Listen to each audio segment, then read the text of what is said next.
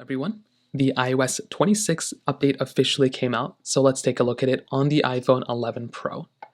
Now, number one, a very big thing to keep in mind here is that this update came out to a pretty big size. So it was about 7 point something gigabytes on all my phones. So it was a pretty big size update for the most part. I think that's a really, really cool thing. And I do think this in and of itself, make sure you have that much storage saved if you're trying to install it.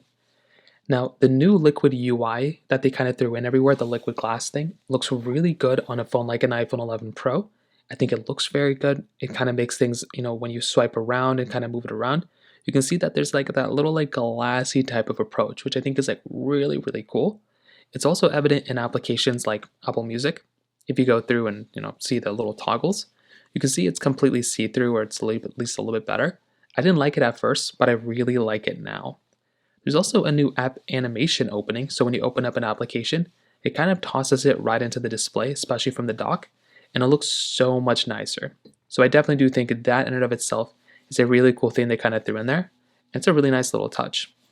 The camera application also got a new redesign here. So now you can go through and see it looks a lot nicer than before. You have these little toggles at the bottom that allow you to kind of maneuver around all these different ones down here. And you can also swipe through at the very top to kind of get through and maneuver around these other options as well, which is really cool. The phone app got some improvements. The iMessage application also got a bit of an improvement here too.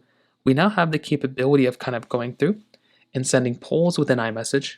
So you can click on here and you can send a poll within an iMessage group chat, which is awesome. You can also go through and tap onto the little name at the very top. And now we can set custom backgrounds inside of iMessage as well. So if we want to, we can go ahead and find a background that we really like, set it as the custom background, and that is something that is really cool that we have the opportunity of doing here too. And finally, we also have a lot of improvements with particular stock applications, including a new Apple Games application, which is kind of like a gaming hub type of app for your device.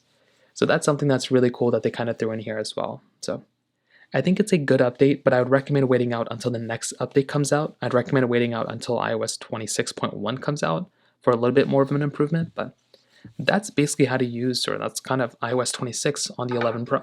If you have any other thoughts or questions, please let me know in the comment section below. Hit the like button, that'll mean so much, but definitely hit that subscribe button. More importantly than everything else, I love every single one of you guys. Hopefully I'll catch you guys in the next video. Peace out till then.